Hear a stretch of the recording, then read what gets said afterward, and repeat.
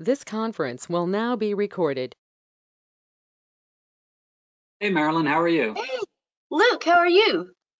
I'm doing well. How are things out there in beautiful California? Well, there are no fires within 100 miles of where I am, so Well, that's a that's good certainly thing. good news.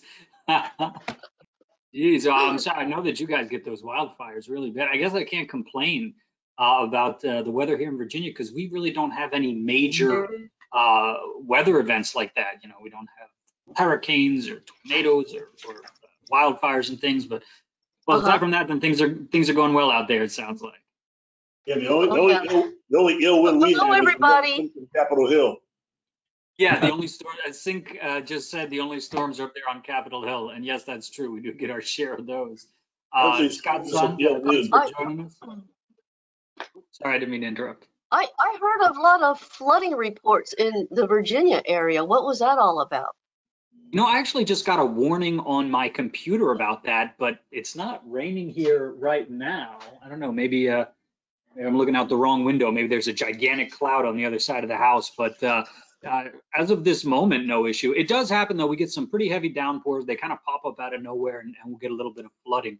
But Every, even that, I mean, when you talk about flooding, if you've ever been to Louisiana or some of those areas, they get flooding. I mean, like what we That's get here is, serious. yeah, anywhere what around we the get river, here is manageable, you know. if you're anywhere around the Potomac River, a lot of the areas around the river have gotten more flooding as the sea level has continued to rise. That's what you have over here. Uh, That's a Hey, good point. Yeah, it's absolutely true. hey, Sometimes I'll drive into the city a day or two after a storm, and I'll look at the river and I'll say, and I don't know where that level usually is, but that looks pretty high. I want to mention to everybody, Doug Deneni is joining us from vacation. So thank you, Doug, for being here with us, taking your time. You could be out by, I guess, the lake. Are you out at the lake, or where are we are down in North Carolina, at you? oh, Rolla on the beach. oh, Nice. Very nice. So he could be out at the beach, but he's here joining us. So Doug, we certainly appreciate that. Thanks to, I want to recognize a few other folks that are here with us. Of course, we got Coach Susan here with us. Glad to have you, especially since we'll be talking a little bit about a potential fly-in. I was telling Susan that not long ago, I was just talking with Fair Kim. We were just kind of talking about random things, and Fair was saying, you know, do you still have Coach Susan there with you guys? I said, yeah, she's on most of our meetings. He said, man, we used to take all the meetings together when we went up on Capitol Hill, and like she was just fantastic. So I'm glad you're here with us so we could talk about the fly-in. Maybe this brings back memories for you. I don't know. Thank you. Yeah, of course, of course. Bill Stevens, of course, is with us, and Julie Stranges and Dave Livingston, who's in wonderful Hawaii right now. Glad to have you with us. aloha. Although there's a Aloha. lot going on still with Red Hill. I get the newsletters from Jane out there, and you know that's kind of an ongoing saga. So, So glad you guys are keeping an eye on it. Yes, Susan, what's going on? Admiral Sink and I were on the same team going to the Capitol. Yep, it will be Fair and I taking turns as the lead sled dog. Well, so just so you know, I can't guarantee that I can put all of you on the same dream team again. We might need your help with different teams. So Sink and Susan, we might need your expertise for some of our more novice teams. It sounds like they put all the brain trust together on one team before. I don't know if we can do that again. And we've got Bob Wilson with us, Ward Cook. Thanks for joining us. Ward, it was great to see you at convention. God, I guess that was about a month ago already. Jeez, time is just flying by. But thank you for joining us. Andy Marabe is with us. I'm not sure if he's out in the Southwest right now or here in the DC area. And Don Giles, of course, good to have you here as well. Don helps us put together our agenda every month before we do one of these Legislative Affairs Committee meetings. Evelyn Moy, I know, is with us as well. So thank you for joining us. Evelyn, your partner in crime, John Kaskin, is on a cruise or on a vacation or something, which is really no excuse. So you need to tell him, like, he has to be in these meetings. Vacation is not a good enough reason. Hi, everyone. And I think I mentioned Ed Krepich, who's with us as well. Ed, I'm glad to have you here also. So if you guys don't mind, maybe we'll give, I think Jim Offit wants to join us. We'll give him just another moment, see if anybody else is joining us. And then we can go ahead and get started. Essentially just a couple things we want to go through today, so we might actually finish up a little bit early. We want to tell everybody a little bit about where we are in terms of the legislative process, because obviously we've been keeping a close eye as the language that we've tried to introduce and some of the provisions we've tried to introduce into the NDAA actually get through the sausage maker, so to speak, and they get chopped up and reworded, and different dollar signs come out. So we're keeping an eye on that. Doug Dene is going to tell us a little bit about that. I'll share with you guys a wonderful slide that Scott's son sent over to me, and I'll send that out to everybody. It's a really great way to keep track of kind of the annual process, budgeting process. And then one of the big things we're going to talk about here today is the potential of an in-person fly-in next year. Still very much in the brainstorming phase, as I'm sure Chairman Offit will tell you, but we're at the point now where we can move it beyond just the steering committee and start getting an idea of what everybody else is thinking in terms of what timing might be best, how many offices you think we would be able to meet each team, and things of that nature. We can start kind of hammering some of those things out. So Chairman Offit, now that you're here with us, I'll hand it over to you to kind of open things up, and it's about 4:05, so I guess it's a good time to get started.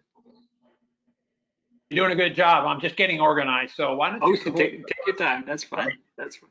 I got soaked out in the rain today, but it's a tough life. Somebody has to support the golf courses. But anyhow, I'm just gotta do it. And I'll mention very quickly that our next event on the Hill, finally in person, we're doing a breakfast panel, which will be in cooperation with the co-chairs of the Shipbuilding Caucus, a discussion on shipbuilding workforce development.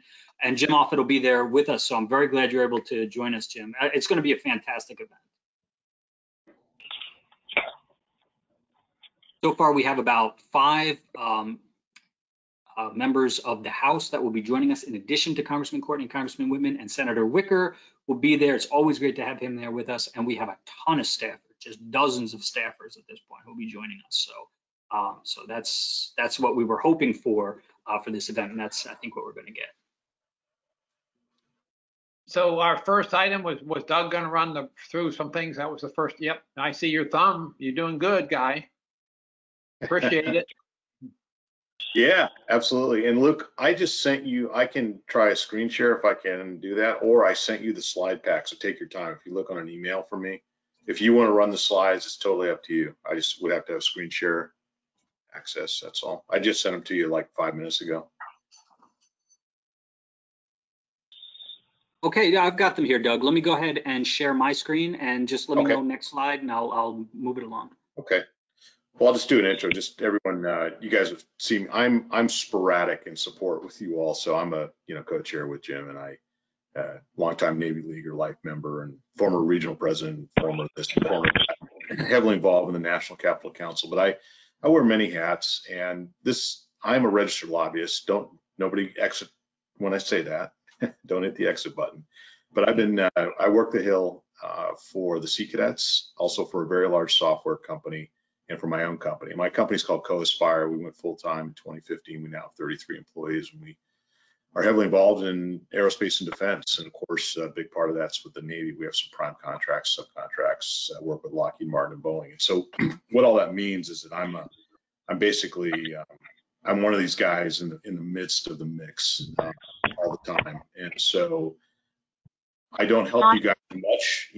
Jim and others help out a lot more than me and Luke, but I'm one of these sounding board guys because I go to the Hill and I advocate. And so for that, what I thought I would do, I just volunteered earlier last week to tell you all where we're at. So I'm going to pause there and first of all, answer any questions. And then I'm going to step through like 7 slides and tell you where I think we're at. And this is going to be, I'll try like heck. If I hear somebody talking, I'll just stop talking and listen to your questions. But before I start, anybody have any questions before I start? All righty, let's go to the next slide. I marked it proprietary just because I get paid by people to give them insights. You guys, obviously, I give everything to you for free, but I just marked the slides so they didn't end up in some corporate account somewhere. Okay. The reason there's a lot of expertise. I'm looking at a lot of faces I know in here that have got a lot of expertise. So I don't want to be too basic with you guys, but I will set the stage on slide 1 here. there's 4 congressional defense committees, and I apologize, I'm not really going to talk much about the Coast Guard or I'm mainly going to focus Navy Marine Corps, so that's my first disclaimer here. But there's 4 congressional defense committees. For the authorizers, there's the HASC and the SASC. Their primary focus is policy, and in the Senate, it's confirmations, plus they mark up the budget. All right, and the result out of what their work is the NDAA, which is the National Defense Authorization Act, that authorizes expenditures. I'll talk a lot about the folks on the next line, the appropriators. They have the power. Even though, Mr. Whitman isn't on here, Mr. Courtney, and we pay a lot of attention to them, they do really important things, but it's meaningless unless the appropriators actually appropriate the funds. So for us, the House and Senate Appropriations Defense Committees are what we care about, which is the HACD, the SACD, and then for other people, MILCON and VA subcommittees, but we don't really focus with them. So they appropriate dollars. They do very, very little language, very little policy, hardly any at all, just one line here, one line there, but they speak with a lot of power. If during the course of a budget year, for some reason, the NDAA never gets signed, it don't matter. They can still appropriate the money and pay for everything without the authorizers doing their job. So that's just an interesting thing. And I would just say the result out of that is the defense funded appropriations bill.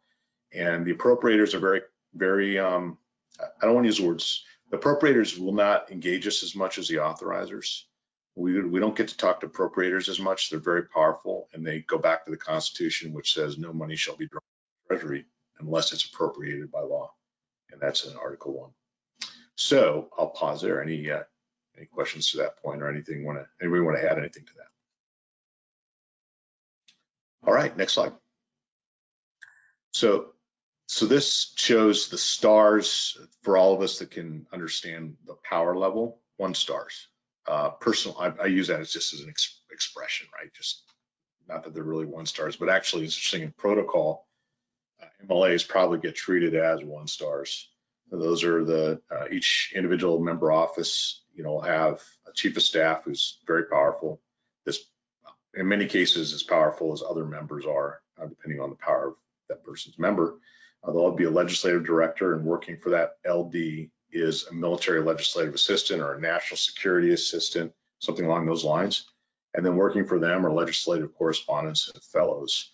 I find myself, I'll start it with the fellows, the military fellows, because usually the DoD has placed active duty officers in every office that matters to us, meaning the Navy League. They are pretty good sounding boards, and they funnel us up into the MLAs. So generally, if you can get a fellow on your side for stuff, they'll funnel the MLA and then work our way up the food chain. So what do they care about? They care about their member interests. Some of the offices, though, are very national in focus. I mentioned Courtney, Whitman, folks like that, Garamendi, Luria. A lot of people do think beyond just their district, and we all kind of know who they are. I won't keep listing names, but you all know who they are. So they're very powerful because they've got risen to certain levels in committees.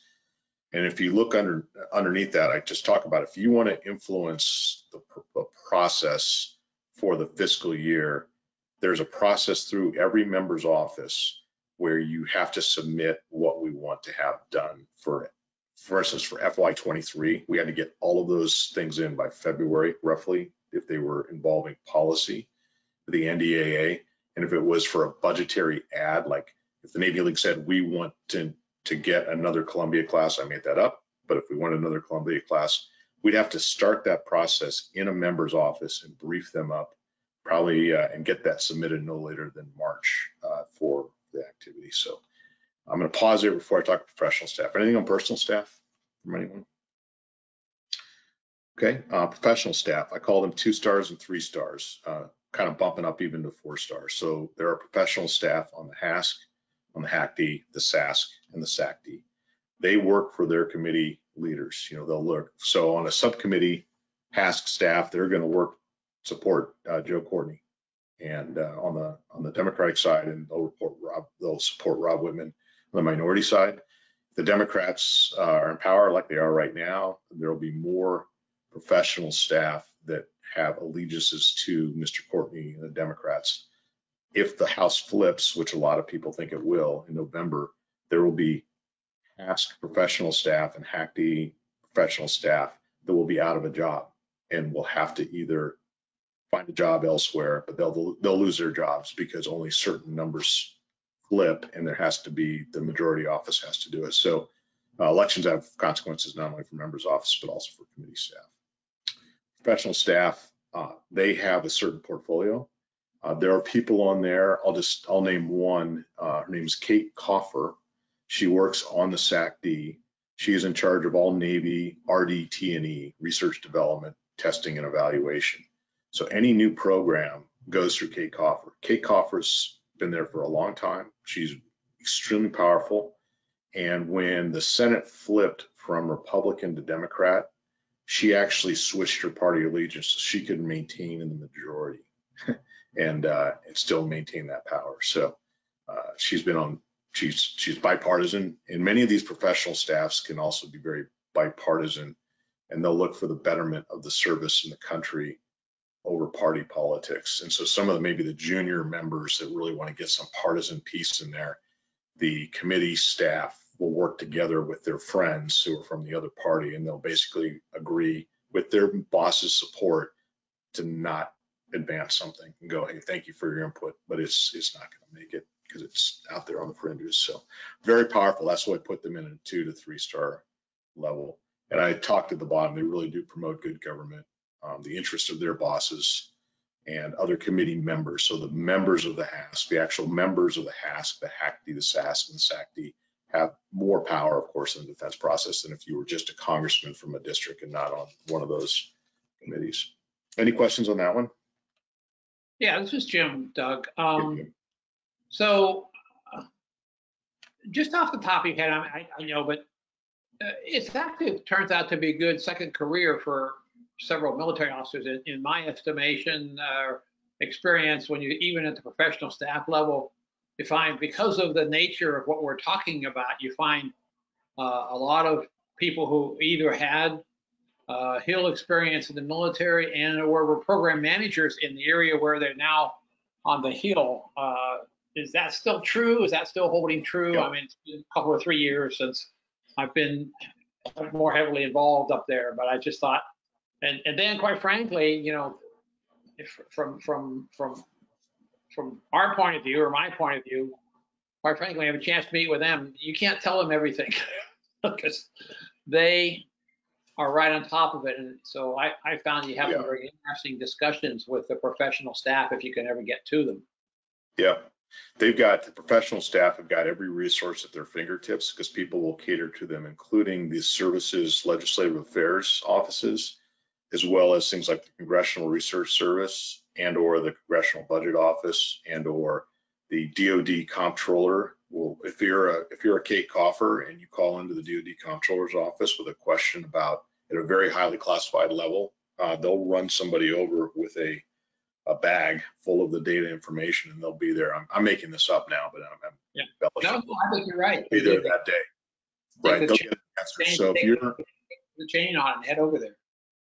Yeah, they are wickedly well informed, and you're right. A lot. It is attractive to former military officers because, first of all, if people really want to make a difference, if you retire as a commander in the Navy and you did OLA, you realize that the power really resides over there. And if you want to get something well done, instead of being a staffer answering the questions, a professional staff member is the one that gets to ask the questions and get response, and then they can actually make meaningful decisions and move things. So it's a pretty, doesn't pay that well, but for people that don't need that money at their point in their life, it's a very attractive, particularly if you have to be really probably pretty smart, nonpartisan, really up to speed on the issues on your portfolio. And then people just pounding your door trying to get in to see you. So you got to be stiff arming people all the time as well.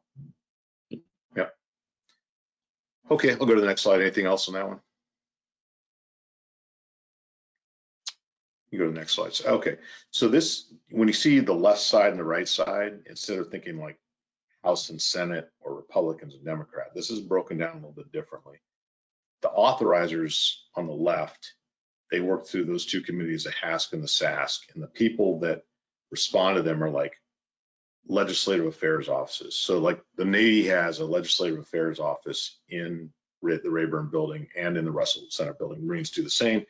Those folks really cater to the authorizers and other members and that type of thing. The appropriators are, different breed of cat. They worry about the dollars and cents and not as much the policy. They do care about the reasons why, but they really report and talk directly to like the comptroller and I just blanked on his name. There's an one-star admiral that runs the Navy budget office. I just blanked on his name. He briefs us every once in a while with the Navy League.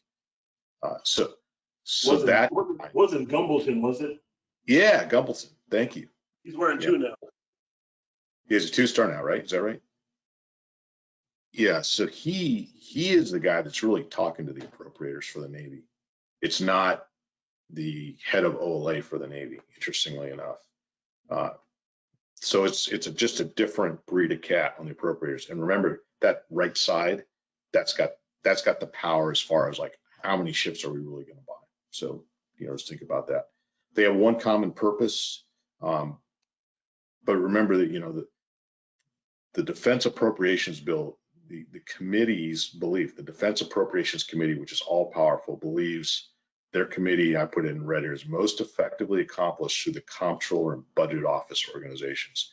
They really don't they will definitely talk to lobbyists. It's hard to get in there, but they will really pay attention to like the program manager of the F-18 program. They will call that person in and they will drill down and go, why is this cost overrun? Why this and why that?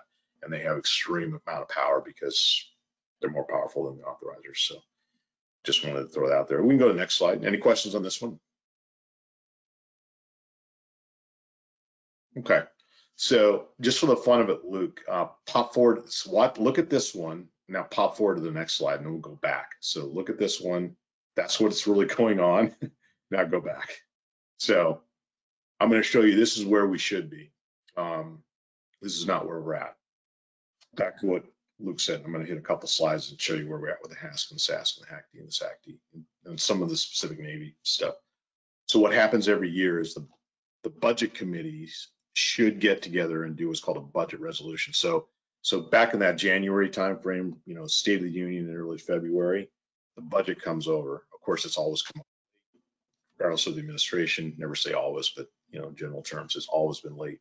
So, but in theory, it should be over by like early February, and then once it comes over, then the budget committees go, okay, we are going to set the budget. We're going to thank you, President Biden, for your input. It's called the president's budget. Is not considered by the Hill of anything but just a starting point. Thank you for your input. Thank you for spending the last 2 to 3 years building this budget. Think about the DoD. These guys, God love them. I used to do it. I'm sure Sink and others have spent years, 2 years. Here it is. This is our plan. Boom. And then Congress's mindset is, yeah, thanks. What we're going to do now is look at all these other competing things and create in a budget resolution a top line dollar for defense and say, okay, that's the top line dollar. What's happened in several years is due to politics. Won't go into all of it. They can't even do that. The budget committee can't set a budget resolution. So what they've done now is every year they do basically a placebo, just a thing called a deemer. It's like one line bill that basically says this will be your top line, but it's not enforced in law, but it allows enough authorities for the appropriations committee to actually mark to something. So it's frustrating for a lot of people that they can't seem to even actually agree. And as you guys know, budgets get blown out of the window. We're in national debt. I won't go through all that. So that's that first line. Budget resolution should be done. Hasn't been done this year. The next with the authorizers, you would see in a perfect world, like literally the budget drops and then boom, they start bringing people over. HASC hearings, they'll go through subcommittee markups and they'll get it on the floor. Once they get it on the floor in mid-April, this is how it should do. It goes to conference in May and then it gets voted out sometime in early June. And then I'm pointing at my screen, but you can see right there in that authorization section. Then there's the authorization bill comes together and the president signs it sometime before, September 30th. There's always been an authorization bill. It almost always makes it on time, but last year they didn't. They went to December 17th. That's for the authorization bill. This year, we're expecting to do the same. It'll be probably pushed back past October 30th. Underneath that, the appropriators, or you can see about a month and a half later than the authorizers. They like to see what the authorizers mark, to see what they need to reference off of. So I kind of look at it as the authorizers lay down their markers. This is what we think is important. And that creates a certain amount of debate and friction and feedback. And then that can influence the appropriations process. Appropriators always go after, almost always do their work after the appropriators with the goal of getting everything done by September 30th. So that's why you see the appropriators shifted to the right. The other thing is every appropriations bill has to start in the House. So the HACD will move before the SACD, and we're seeing that again this year. Okay, let's flip to the next slide and I'll show you where things are actually at. And then I'll show you some of the actual things that have occurred in the markups. So no budget resolution. I think that's a party foul. I think that should have been done because once again, it's a wild, wild west, right? So leave that where it is. Authorizers. So first of all, on the top, you'll see the dates don't make sense, right? January, February, March. Oh, July, August, October. This is my estimation of when this stuff will actually happen. So when you look at the authorization level, authorizers, go to the, you see the HASC line there, HASC, then subcommittee marks, and then full committee mark, then it goes to the floor. That floor just happened. That first F under HASC just happened last week, and we'll talk about that. In theory, the SASC would be doing things almost in lockstep. It would hit the Senate floor in late July, and then they would both, once both bills independently passed each floor vote, then it goes to conference, and that's when those committee staffs and the members that are assigned by their leadership to go hash it out. That's a classic smoke-filled room. I want 6 JSFs in this bill. I only wanted 4 in this one. Okay, we're gonna give you your 6 here, but I'm gonna take away MRAPs over here. This is the minutia making. That's the power that happens. They don't let. Lots of times people are not allowed in that room, depending on which committee it is.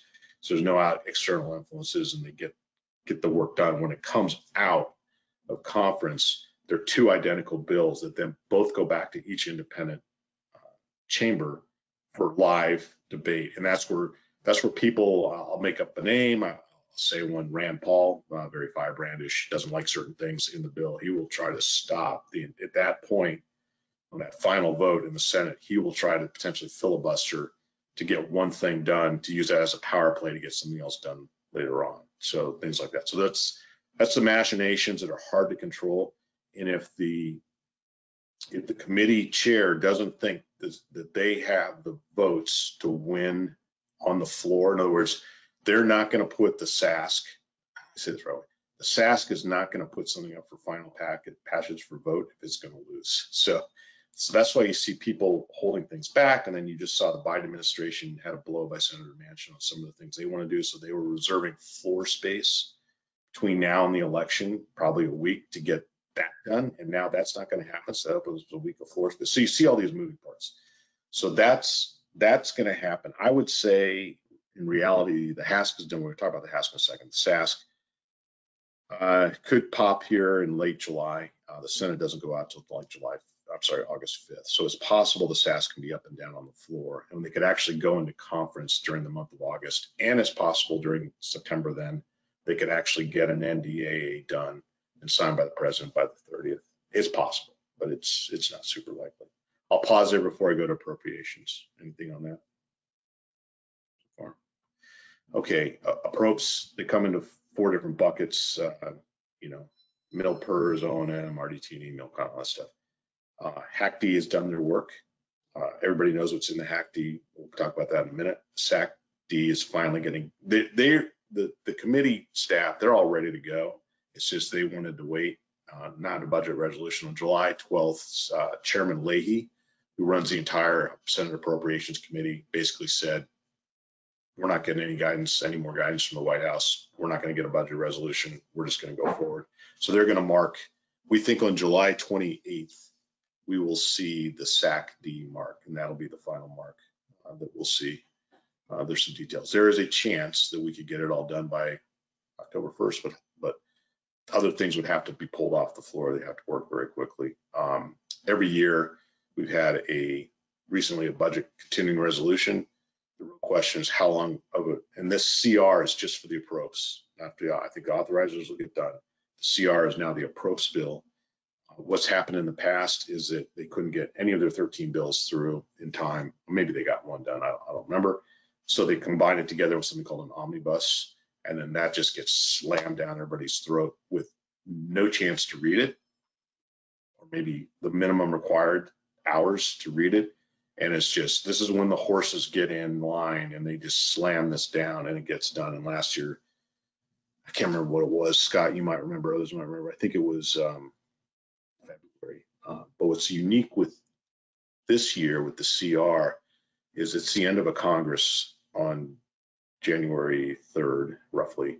And you cannot bind, one Congress cannot bind the activity of the other Congress. So the CR will be done, in my opinion, will be done by January 3rd. So we're not going to go into April or May or anything silly like that, because you cannot bind the 117th Congress cannot bind the 118th. Anything on that? And then we're going to show some details. All right, let's go to the next slide. Okay, so HASC, this all happened last week. So here's some interesting stuff. First of all, that number is really high.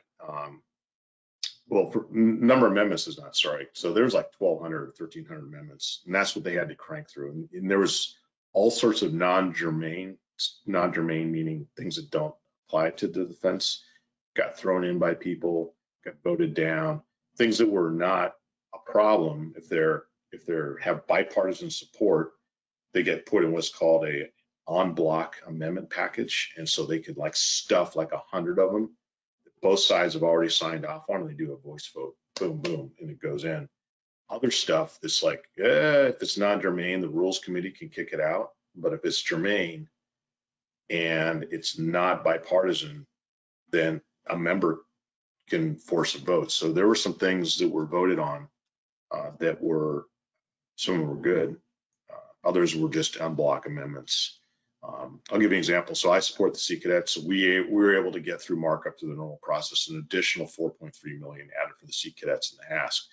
The Young Marines do not have a lobbyist. And that's no offense to them, they just don't have a lobbyist.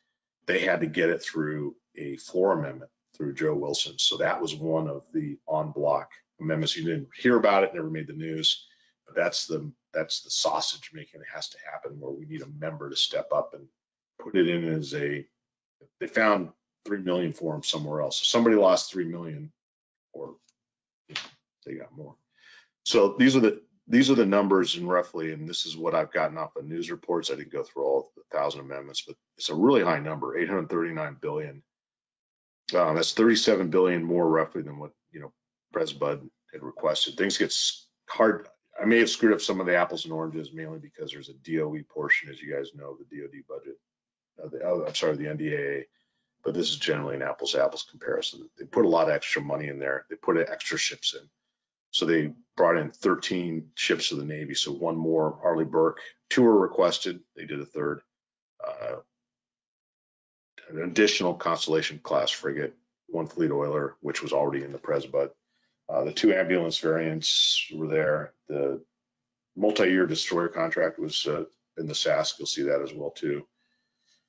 2 Virginia class, 1 that you add those up, it's 13 battleships for the Navy are in there. I'll go to the next. Well, first of all, anything on that, and I'll show you some more stuff that was in the HASC. Anything on that? Okay. So battle force ships, not battleships, before somebody mishears that. Yeah, well, did I misspeak? I apologize. You said battleships, and I'm just afraid somebody's getting all excited. That'd be exciting. The Marines going to be online, and they're going to go crazy. Yeah, bring back the Missouri. Sounds good. So they were very proud of, hey, they got full funding for Columbia, 64 Lightning IIs. That number moves around depending on which committee. 8 additional Super Hornets, which is interesting. That was not in the budget. The Navy doesn't like seeing that. Some people in the Navy love seeing that. Other people don't like seeing that.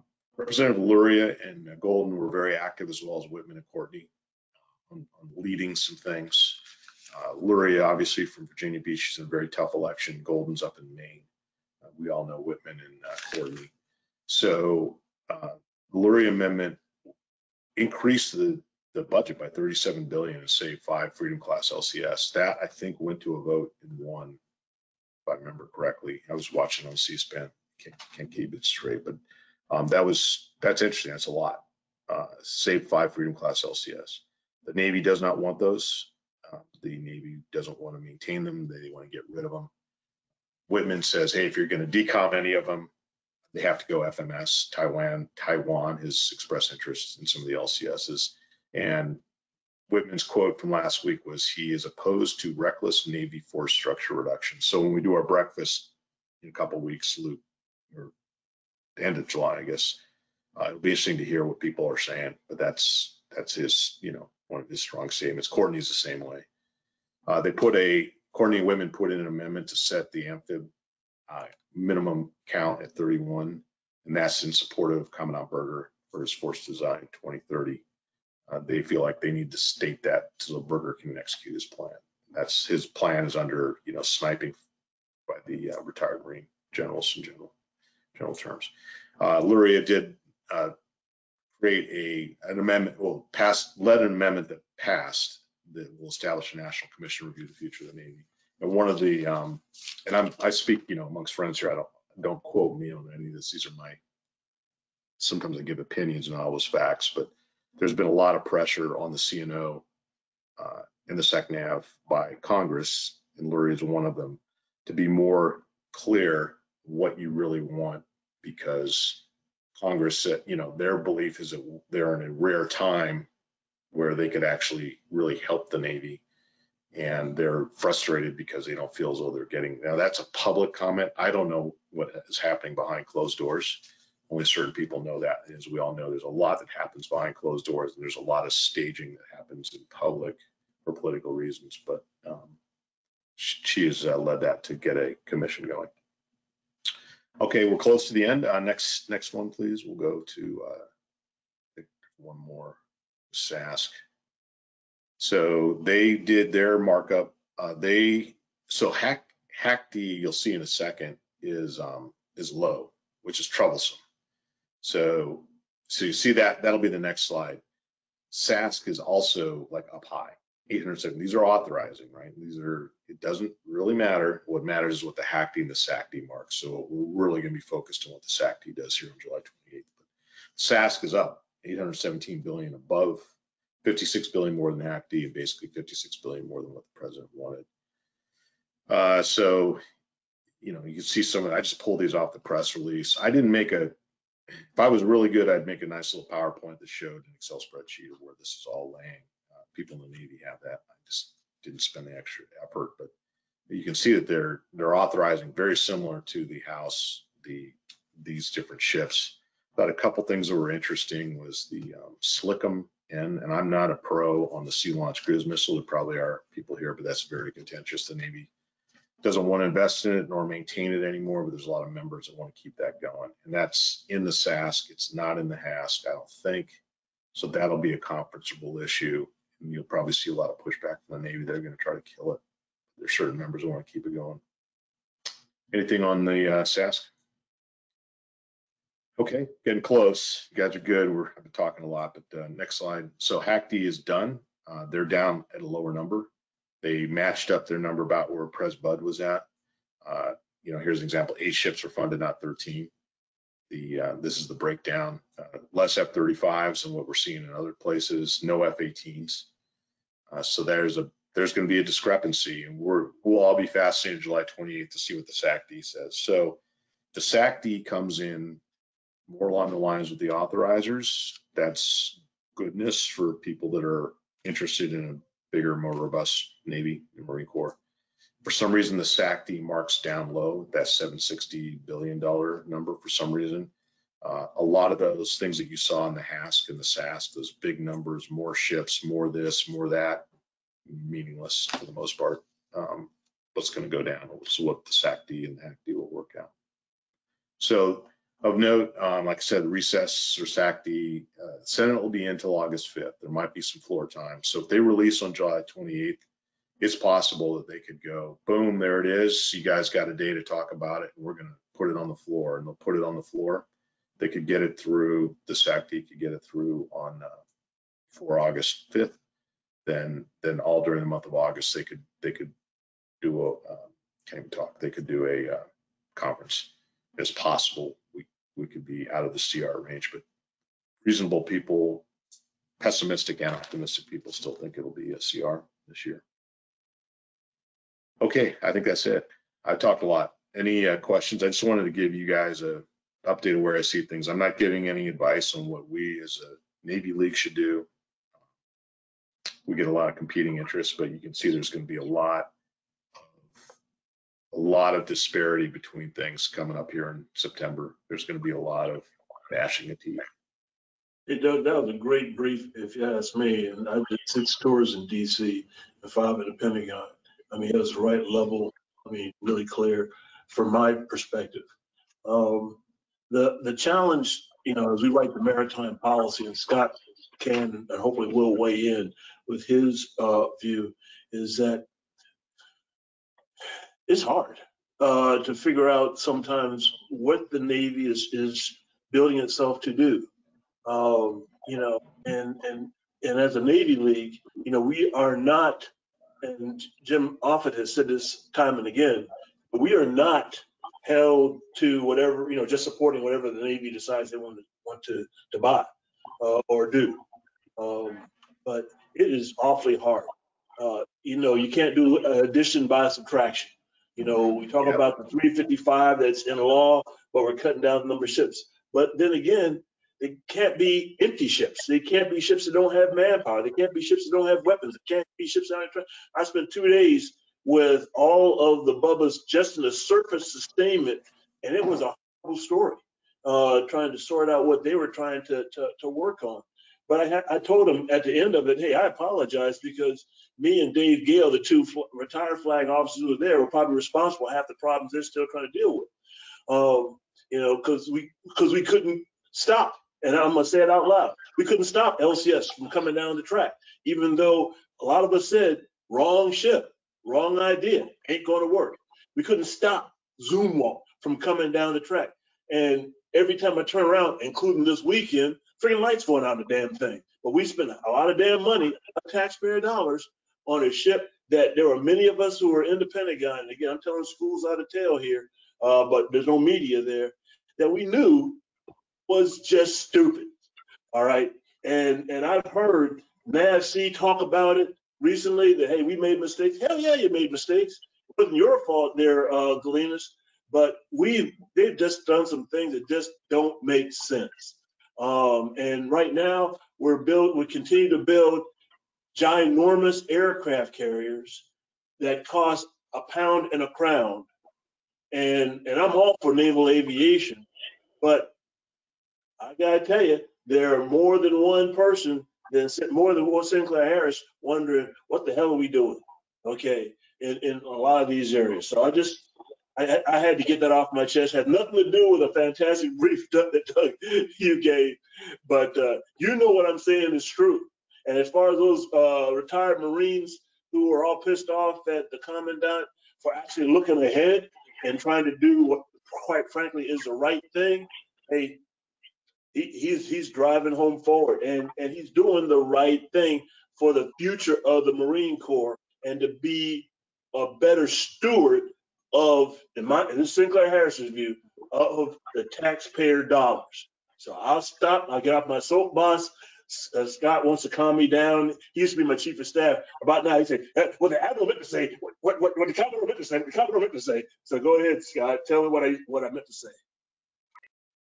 Well, one of the things that for us as Navy Leaguers, especially those of us who had significant prior service, is understanding when somebody says 13 ships, 8 ships, so many destroyers, so many aircraft carriers, where did they get that number from? And for those of us who've done time in the Pentagon, it's all about force structure. Well, where did that force structure come from? And that force structure comes from somebody deciding at the very high level, we are going to be able to fight two near simultaneous major regional conflicts, or we're only going to be able to fight one now.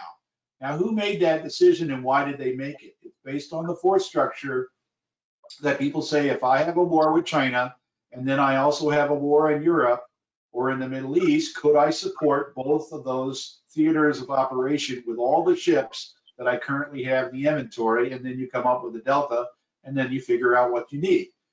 On top of that, you have to build in the idea that for every ship to stay out on station for 365 days, 24/7, you need 4 ships. It's a 4-to-1 ratio. So you need 4 ships in the inventory to be able to keep 1 ship on station 24/7, 365. So then that kind of pulls things out a little bit farther. This issue of deciding how many ships do we need in the fleet has been going on since John Paul Jones, and it's never been resolved because there's a very big difference between a peacetime Navy and a wartime Navy. A wartime Navy is a mobilized Navy for a war in a particular region of the world, World War II type of stuff. And then you can, it's pretty darn easy at that point because you determine how many ships you need and you just build what you need, you know, because then you say, I'm going to lose 10, 20%. To his question, is always more than you got. Yeah, it's always more than you got.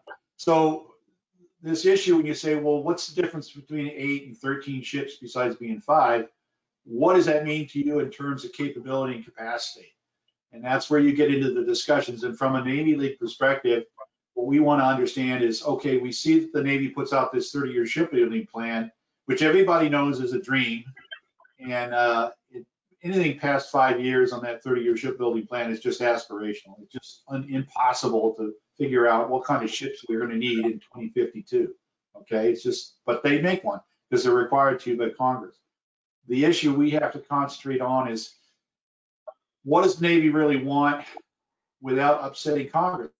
Because Congress, as you've already seen, some of them say, no, you're going to keep that LCS because you have not provided enough information on why we should get rid of all these things, except for saying that it's hard to do and it's expensive. And you know, it's so what? Nobody ever has enough money in government to do what they need to do. So, you know, get in line.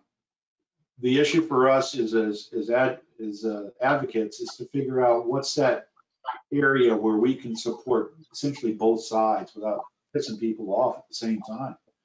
And that issue of determining how many theater wars that we really think we can fight, that goes to the fundamental issue of the national security of the United States. It's a big issue. Because do you think we are a belligerent nation or that we live in a belligerent world and that our world is going to be in war about every 15 or 20 years? Or do you think peace is going to reign throughout the world for the next 50 years?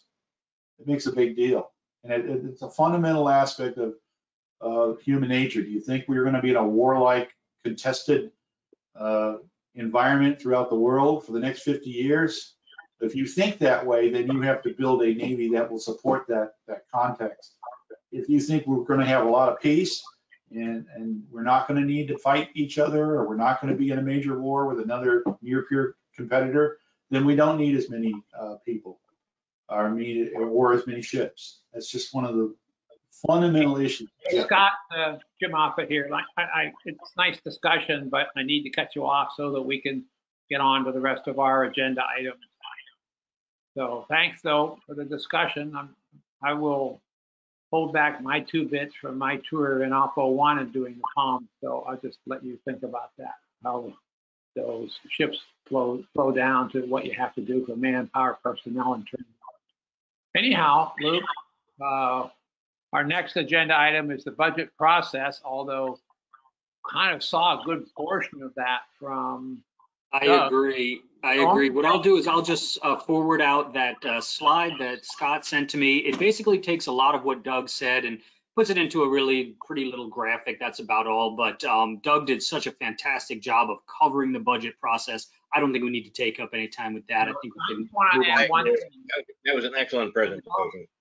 I want to add one thing, and for those of us who've been in the Pentagon, and particularly if you've worked on the POM, you take that slide that Doug showed us, and you actually make 3 copies of it, and you slide them partway down each side. So for instance, right now, we're executing 22 budget. We've got the 23 budget being debated, yet in the Pentagon, we are pretty close to finishing developing the 24 budget. So the interesting thing is, you know, we're developing the 23 budget, and you know, the 22 budget is sitting there. So sometimes you're doing something you actually don't know what its predecessor is. So it's a real mishmash. Anyways, let's see. I lost my agenda here. We'll move on. Well, Jim, the next item and the biggest thing we need to discuss before we kind of break for the day is the possible fly-in.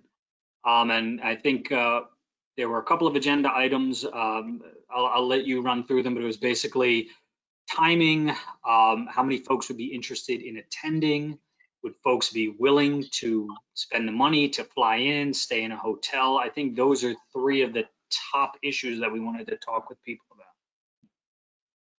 So I guess we're not asking for that answer now, unless you, but I would like to hear from those of you that have participated in those before, what you see as the upside and downside of that. And of course, part of that discussion would have to be, you know, how effective do you think we have been in our virtual as compared to doing an occasional person, you know, by an occasional in-person thing. So just let me throw out that in the past, when we did the in-person things, we actually did it in the even years to give the brand new members of Congress a place to find, or a chance to find their office and their committee assignments and all that kind of thing. If we go up there, but in 20 here, when we do this in March of 24, we're actually catching the tail end of those people that have been there for a long time, but a lot of them know they're going to be going out. So there's those considerations also. So it is usually the even years that we would do it, because the people have been in place and we could try to make our points with them. And we've talked about the idea that this might be a better way to go after the main players on the Hill. We might be able to get in to see them rather than virtually.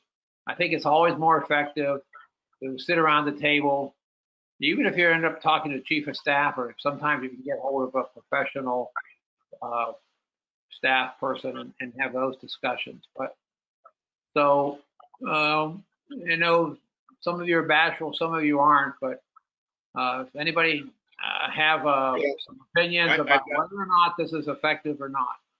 Jim, could I ask one question? Tim, I'm so sorry. Just wanted, so we're talking about 2024. Is that what you said, Jim?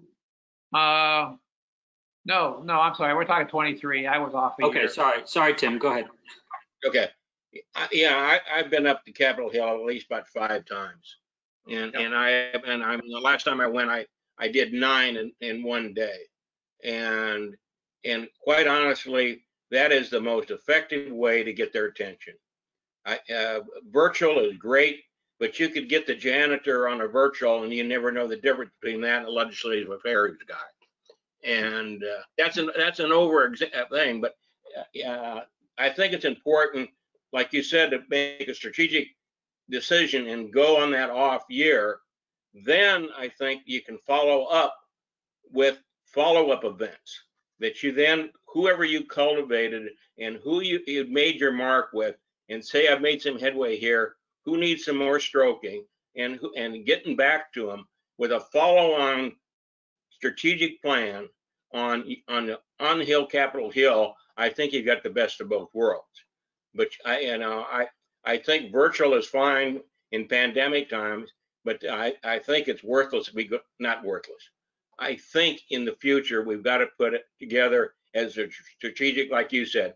Why do we do it? We do it in the odd year or whatever when you were saying there, and then we follow it up on a routine basis, and we generate follow-up material.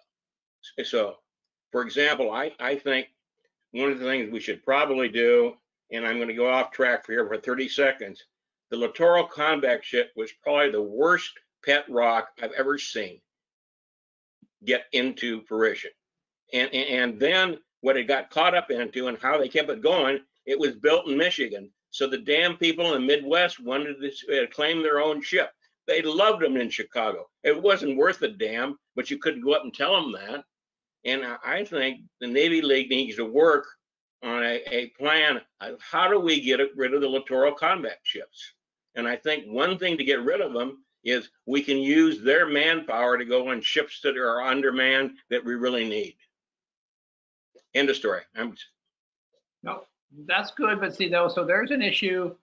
You ought to send up to Luke, he'll put it in his box, his shoe box, and we'll take a look at those when it comes time around. And really, if you guys have some feelings like that about the issues we should be talking about, then send them to Luke and we will look at them and we can work on that as a way of developing the Navy League's opinion of what we think is a strategic view of the maritime forces.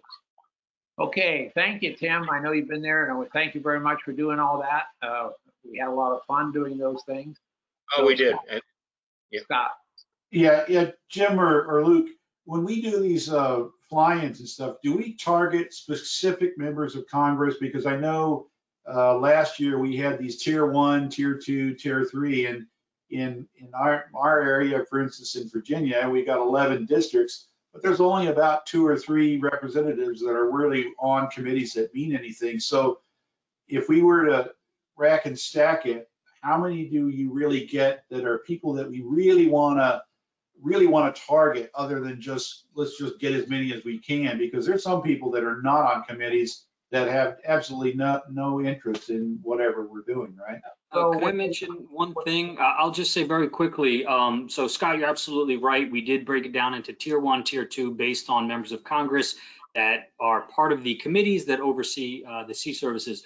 One additional aspect that would come into play if we do this during odd years, which is when a new Congress has been seated, is we reach out to new members of Congress in addition and really make the effort to introduce ourselves and to give them an overview of what we're trying to accomplish in terms of the sea services. So for Virginia, for example, correct, you might not have had many folks on tier 1 or tier 2, but it is quite possible that Virginia will see a couple, maybe 3 or 4 new members of Congress, depending on how this election goes. So you would actually have a bunch of people to talk to if we did this in an odd year. I'm sorry, Jim, I know you. No, I agree with you. That's a toss-up question. Look, there. And so in that particular case, I think what we would do is we would tailor our targets, our members of Congress targets, to some of those new people, just to see if we can get in there early and give them a good education. It might even be a slightly different brief. I've had some interesting discussions with people about how the hell does that budget system work, with that slide like Doug just gave. So again, those, you never know when you go in with a slide pack, where the conversation might take when you're doing it in person. But hey, Jim. Yes. This is Ward. Hi. I'd like to weigh in. I helped organize the fly-ins for the first couple years, yep. And yeah, you did. Appreciate it. And I think there's a lot of merit. I would agree with Tim. There's a lot of merit at sitting down at a table across from staff and actually seeing members of Congress rather than virtual. Virtual is great because it's easy, and you can make a lot of appointments. So there's lots to be said with that. But I think maybe a mixture for the future would be good. And Tim, by the way, being Midwest regional president, I'd love to debate the ins and outs of the LCS with you at some point. Yeah. We'll be setting Well, up a debate, folks. We'll yeah. sell tickets. Don't worry. We'll let you know when that happens. Get your popcorn ready. Yeah. Well, I you didn't, Ward, I didn't mean to call your children ugly, but the littoral combat ship is a perfect ship for the Coast Guard. Well, So we'll talk that just- over a beer sometime. Yeah, just to make both you guys happy and the rest, quite frankly, what we have developed now in Navy League is really a whole toolbox. And so I think that at certain times, in-person visits can work very well. And in those, we target key targets and we line those up. When Sato was around, we would basically have a list of people we wanted to see, and we didn't worry so much about district, but I briefed Smith in Washington one time, and boy, that was one of those interesting discussions I had ever had. We flew the slide deck out and just sat there and talked because he had his issues at that point, and we really had a good half-hour talk. I'm sure some of the other people the same story, but on the other hand, in either in other years, we can still do the virtuals, and I think it's all targeting. I think the Cardinals. Well, actually, if you look at it in Congress, there's 4 stars and 3 stars and 2 stars, and what we really ought to do is, and what we do is we prioritize our list to try and get to the 4 stars on the Hill and the 3 stars, and then maybe the 1 and 2 stars we handle virtually. And I think to a certain extent in our past virtuals, we learned a lot, but we took on basically our whole district, anybody we could get an appointment with, because really when it gets right down to it, those people are going to vote eventually on those bills. And so that's why I think it's important, again, to maybe keep doing the virtuals and or doing in-district meetings with those people, because I had some interesting discussions with people who had absolutely no feel for defense stuff at all. And they were glad to listen to what we had to say. And they would ask me questions about the Air Force and the Army, and I would try to set them aside because I'm not that expert, but that's okay. Anyhow. So I got to run to another meeting, but thank you, Jim. I appreciate it. Ward and Tim both, thank you for your comments.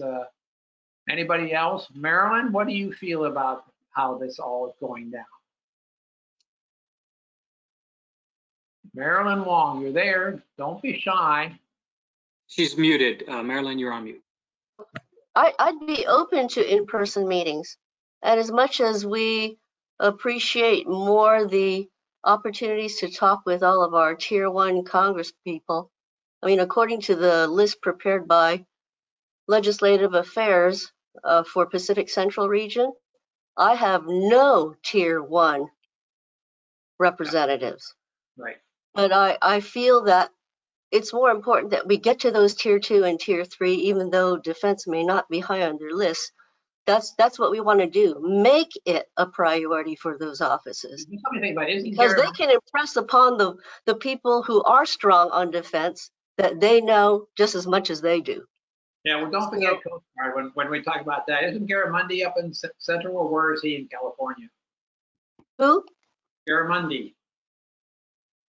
I'm just saying that according to what you all prepared as Tier 2, Tier 3, I don't have anybody in Tier 1. Okay, well, we have to work on that because I think Garamendi's in your area someplace, and he is big on the Coast Guard. He's a huge supporter of the Coast Guard. We'll have to go back and look at it. And Merchant Marine.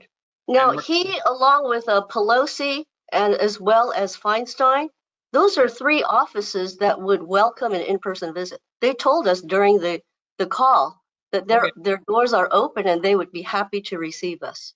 Okay, that's good. Well, so again, when we get down there, then if you have that, that's something else to send to Luke, that those people have said they would like to have a visit. So, Luke will throw that in the shoebox.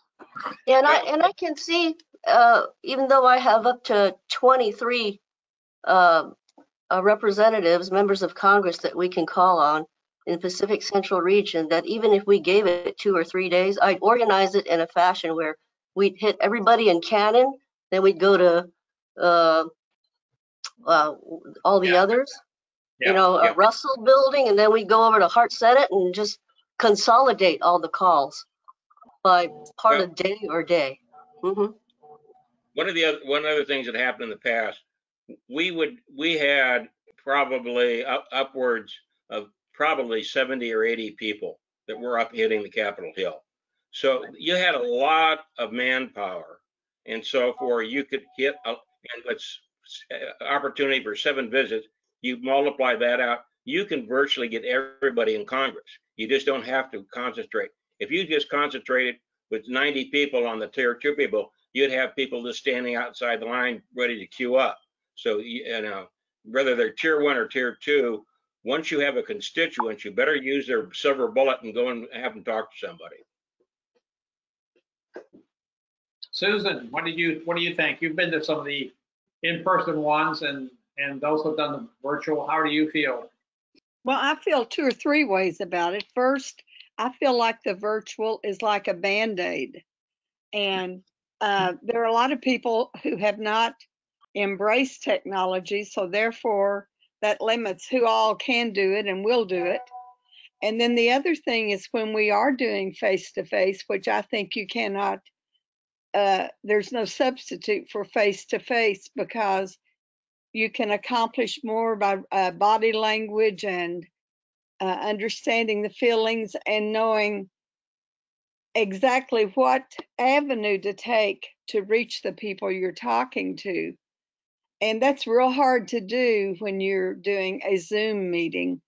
Now, on the other hand, when we are in the face-to-face meetings, why is it we can't set up Zoom calls and let people who are interested in knowing about the legislative process hear us do the presentations to the members of Congress?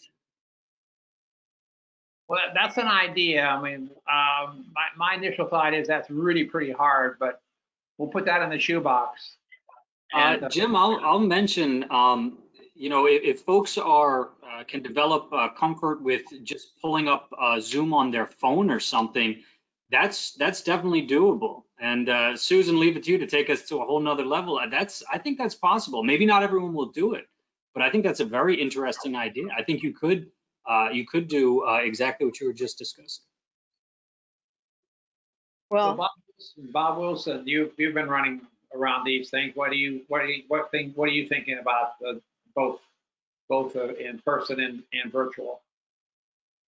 Well, I like what Susan said, but the person is far better than anything else. But if you have a logistics issue, the Zoom calls are quite well. But I'm amazed at what we've been able to get done in the last couple of years, and I think you're doing it about the right way. Well, let's face it. You know, we talked about, I think it's 2 times ago, about Senator Manchin seeking the advice of the Navy League, and I think it's the work that we've done on the Hill that has led to that. Oh, I agree. Susan's absolutely right about that. Being a little bit of an IT guy, though, I know, and having done on the, sometimes on the Hill, we get a legislative affairs guy. Sometimes we get the most junior person in the office. So we're never quite sure who can do it. And then the other question is, I'm not, even if I walk in with an iPad, I'm not quite sure exactly what the connectivity is, because we would have to bring the platform that we're going to use if we were going to reach out to other people from Navy League besides. I don't have any problem giving it a try, and we can go do some trial runs, but so let's just put that on the whiteboard as an idea that we'll look into and see what the feasibility is for that. So Jim, it would be a much easier way to actually bring a constituent in also on the Zoom who doesn't want to make the trip to Washington. My number 1 priority is the face-to-face, because you can't beat face-to-face. No, I agree. Who else hasn't had a chance to? Rich Berkowitz, what do you think? Did you ever do any in-person ones yet? You got to unmute yourself. And then Ed, I'll ask Ed next, but Rich, go ahead, Ed.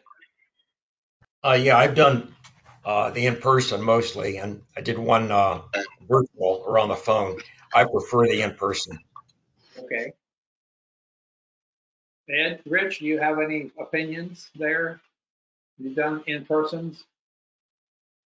Rich? Not you're unmuted. Can you hear me?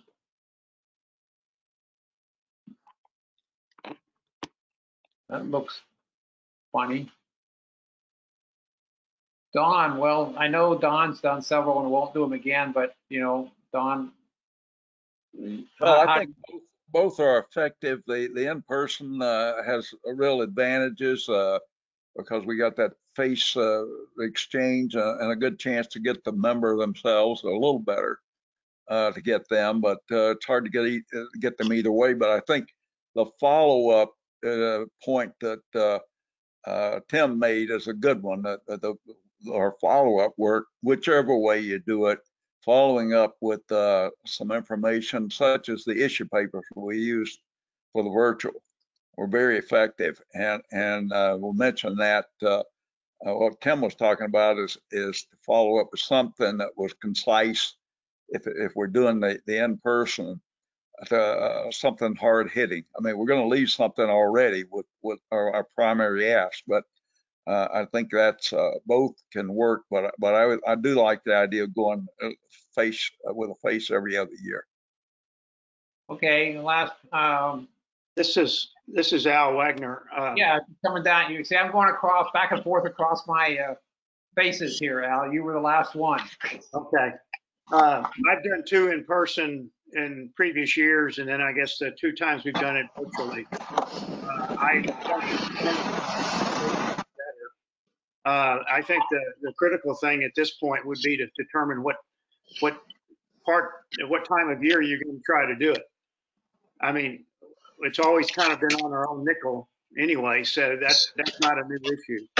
I know we've tied it to other meetings, but the cost of the thing, I think, is reasonably immaterial if the people want to do it. And so I would just suggest trying to find a date that seems to work. Okay, that sounds like a good advice.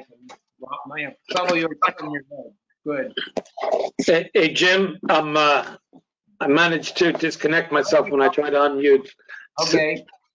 And to get back to your question, I think what's key if we're going to show up in person is if we have people from the district at the meeting. That will make a greater certainty of getting to see the member or a key staff person. So that's my 2 cents. Okay. So Andy's here. Andy, you have anything you want to say? Well, yeah, so I definitely agree with the in-person. Prior to me doing this for Navy League, I used to call on Ed Royce for business purposes. So we had great results meeting him at the district office and also here on the Hill. And then I can't remember her name, the one who Katie Porter replaced. We used to call on her both at the district office and on the Hill as well. And we had good results with that, just for businesses. So definitely, you know, I did a lot of virtual this year.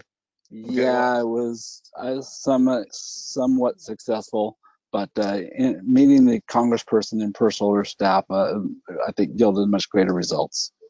Okay, thanks. And Bill turned his microphone on. Bill Stevens, you must have I know you have an opinion.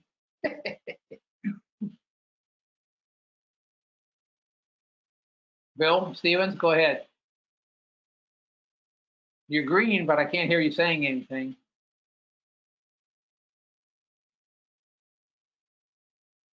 Nope. Okay, now you're muted again. Okay, anybody else want to chime in? I think we're getting close to where I'm gonna wrap this up. Jim, I'll just mention that one thing I'm going to do probably tomorrow is I'm going to send out a poll to everyone that was here in this meeting with just some questions about potential dates and a few other things that we were discussing. It certainly sounds like everybody that's on this call is interested in going up to Capitol Hill in person. So it sounds like the enthusiasm is there. The question now is, can we do it on a date that would be good for most of the folks on this call? You know, can we do it in a way that, is affordable and so on and so forth. So I'll send that out, and then we can get a little bit more detail at that point, if that works. Okay. Yeah. Just FYI for the whole people, the steering committee talked about this and decided that part of the most effective time would be March, providing the president's budget had dropped, and then maybe the weather in Washington wouldn't be in the middle of a snowstorm in February, but you're never quite sure about that either. So we'll have to just play that by ear, but Luke will send out some dates, and but we will try to look at maybe the most effective time. Doug's got his little wicked stick there that he tries to figure out when things are going to happen in the future. So we'll work on. Jim, I just want to mention very quickly that Evelyn Moy just made a comment in the chat, which is very interesting, where she mentions bringing young people really helps during those meetings. Sea cadets and young Marines, if you have any of them, and if they travel with you, if they're a relative or whatever the case may be, we won't have a ton of folks that are going to have young people necessarily going with them. But if you are connected somehow with some of those young folks and you have a way to get them to these meetings, I mean, that is gold. That is like, these members of Congress will be doing photo shoots with you if you can bring some of those folks. So anyway, I just think that's a very interesting comment that Evelyn Moy brought up. Something we had talked about before, maybe trying to get Sea Cadets down there. So we'll brainstorm on that. We'll kind of keep that in the back of our. Look, make sure that you consider spring break dates. Well, the only issue is I think spring break is usually pretty much right on top of sea air space. But let me double check. I'll see what the dates are. I think Congress is not. They take a spring break too over the. Yeah, and there's that too. Well, again, we'll look at a couple different dates and ask what people think of them. And you ought to look at the calendar, Luke. You ought to block out the times when the House, either the House or the Senate, are not in session. So we shouldn't really be there on dates when either one of them is out. The good thing about Sierra Space and having at that time, you had the group rate in your, so your hotel bill was a lot less than if you just went on your own. Right. The only problem this coming year, 2023, with Sea Air Space is that it's a few days before Easter, and I'm pretty sure, and we were discussing this with Scott and with some other folks, with Doug. It's very likely that Congress will not be in town during that time. So that's a shame, because that would be perfect. We've already got a whole bunch of people in town for Sea Air Space. All we got to do is take them up to the Hill one day and knock on a bunch of doors. Unfortunately, based on the timing this year, I'm not sure if they will be in town during Sea Air Space. Okay, thank you all very much for joining us. Bye. Goodbye. So we'll see you next week. We'll see you next Monday for the training. Right. I'll let you know what that is. We'll send that out. Thanks again, everybody. Okay. Thank you. Bye-bye.